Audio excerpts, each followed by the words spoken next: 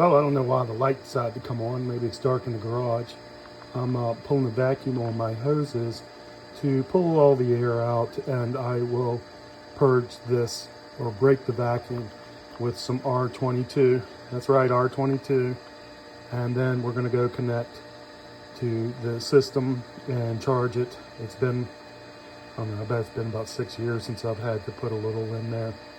It just leaks a little at the king valve. I'm going to try and service that with some oil today and open and close it and see if I can get that small leak to go away. But it's been a while. We're going to take a look at the capacitors and the wires and just do a check. I'll change the filter beforehand, but this is how we do it. So this is my Carrier heat pump from 1994. I had to pull off the sound blanket. We've got a little rust there.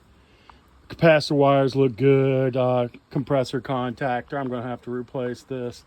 Man, I'm not even going to mess with the charge. The charge is from the TXV to the suction line. We've got condensation on the lines. There's no need to check it. If it was off, it'd only be off by a few degrees or pounds. I feel like I'm not even going to mess with it. It sweats practically to the compressor intake right there. See where the TXV valve is, that common line?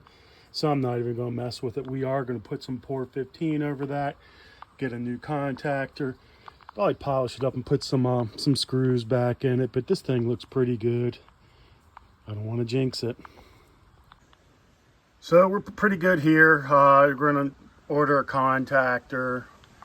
The pour over rust is applied on top of that. I might give that a second coat. We'll let that dry.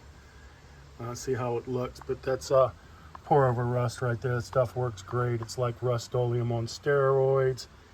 I had some extra time, so the dryer got painted there to just keep it up.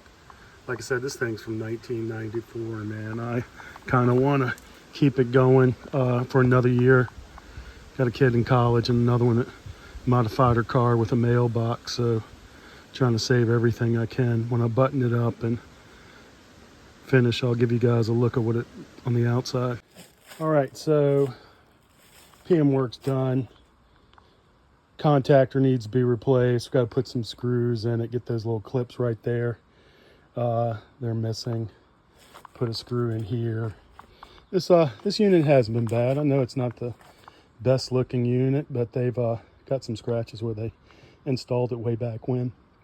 You know, for 1994, I've replaced 2, maybe 3 condenser fans. I had to put, you know, less than half a pound in it 5 or 6 years ago. The charge is fine. Like I said, it's all the way from the common side of the TXV to the suction inlet. I did have to paint the top of it.